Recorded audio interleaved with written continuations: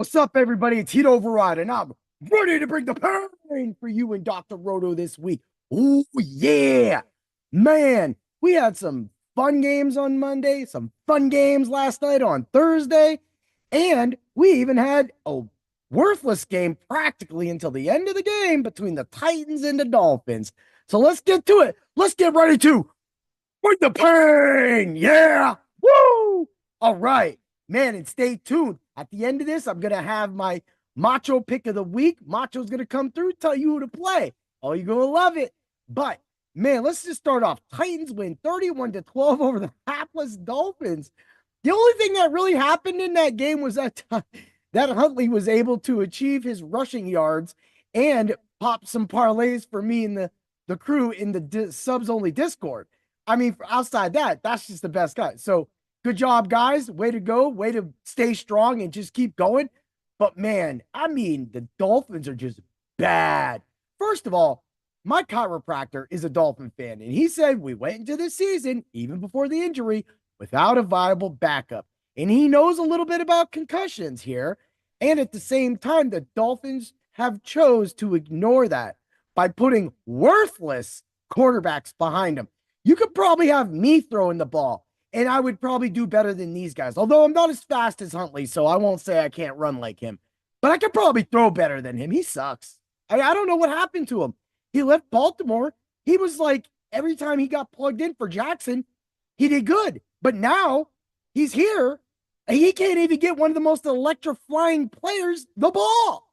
I mean, he caught 4 passes that did hit the over, so you want to check those things. But at the same time, I want you all to head over to drroto.com right now and use code word doc and join. Get in the subs only Discord. We slayed it again last night. We just slayed it, but I'll get to that game in a minute. First of all, you see the name of this podcast right here. I'm hunting for a replay.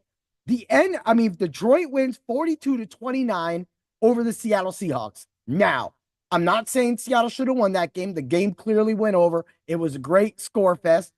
But at the end of the game, that was not an interception. This should be second down with Geno about to throw more points for DK or anybody else on that team. I had people in that JSN. I had him in that too. And I just want more passes. I had Geno, and we could score more points, win, more money, bets, all that stuff. But the NFL did not replay that interception at the end of the game by Detroit. That was no interception. If you go back and you watch the replay as the ball just hits the ground. It just hits all of the ground. He picks it up off the ground. They're like, yep, that's just great stuff. NFL, bad on you for letting that play go. You cost us a lot. Well, you didn't cost us money, but we could have won more money. And that's a little unfair to your DraftKings and FanDuel accounts because, you didn't do anything about it. But how does a replay like that get missed? It showed the replay on the national broadcast multiple times, yet not a replay? Whatever. Just go on with yourself. Y'all are very selective in some things. If that was the Chiefs, I will say that. I will bring the pain. If that was the Chiefs, that would have been a replay, and they would have scored a touchdown, got an onside kick, and beat the Lions. But guess what? It's not the Chiefs. So they're not going to do anything dumb to make themselves look obvious. So they do this. Yeah, whatever. Anyway, let's get to last night. The Falcons win 36-30 on a killer and thriller in the middle. Man, Atlanta was on fire last night. This game, okay, so the only thing that Tampa Bay had to do in the second half was score a touchdown, and me and the team would have won a lot of money because we all threw in the field goal and touchdown bets for both quarters, and they were getting plus 500 for it. So it was like, really, why not just jump on it? Meanwhile, Lou threw an awesome subs-only Discord parlay in there. Everybody hit some money on it. So, I mean, again, subs-only Discord. I just don't talk about this because I'm dumb or something. I talk about it because I want you to win money. But if you don't want to win money, then don't, right? So Falcons win, but man, the thing that really killed me with this is I'm in a actual DFS league with Dr. Roto and a bunch of other people. And I literally, because I did a belt test last night, got my purple belt, thank you, cheer, head it all out. But at the same time, we sat there and I'm like, I'm looking at this game and I'm like, okay, I got Kirk Cousins in, I got London, and I got Evans. And I just felt like I had too much exposure to that game. I was wrong. I was completely wrong because of pulling London and then pulling Cousins, and I'm not going to get that. So I'm like, all right, well, I got Evans. Let's see at the end of the night what else anybody else got or how many points they got. And I'm like, I'm fearing it. I'm fearing it. Nope. Not one person in that, not one person in that league played Mike Evans or Kirk Cousins or Drake London.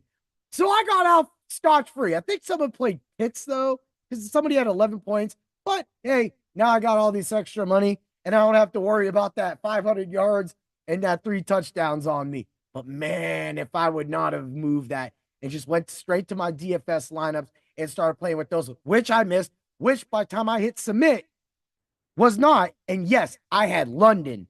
I had Evans as the captain. I had Mooney. And then I rounded it out with Bijan and I threw Pitts in. Pitts was like 8,000 in the showdown slate. Okay, whatever. But that all just didn't happen for me. No, maybe it's 10. It was Mooney that was 8. Anyway, but it didn't happen. So, for me, I keep sitting here and seeing these things happening. And then I'm just levitated back to Levis. Mason Rudolph to the rescue, shows some poise, gets the team some play. Tony Pollard shows up a week late after destroying the Macho pick of the week, which Macho Man was about to drop an elbow on him off of the top rope. But then we're sitting here, we're doing these things, and that was the funniest thing because it was literally 4 passes into the game, and Levis is getting yanked. And then he's on the sideline laughing about it, being a total jerk. Like he should be on Things That Make Me a Jack. But at the same time, bro, and Mason Rudolph is dialed in. So weird. There's some memes already coming out. Just wild. But at the same time, I know that's not why you're here. You're here for the Macho pick of the week, huh? You're right, heat override. Ooh, yeah. I wouldn't like what they did with Pollard last week, but this week, yeah, you won that money back for us. You're right, Macho. And this is going to win too. I'm a Rams fan. All LA. Lakers, Dodgers, Rams, Kings, right? Bam. I don't care. I'm not stupid. Josh Jacobs didn't get a lot of play last game. But what's going to happen in this game is Josh Jacobs is going to be able to tear the Rams up. The Rams are bad right now, 28th against running backs.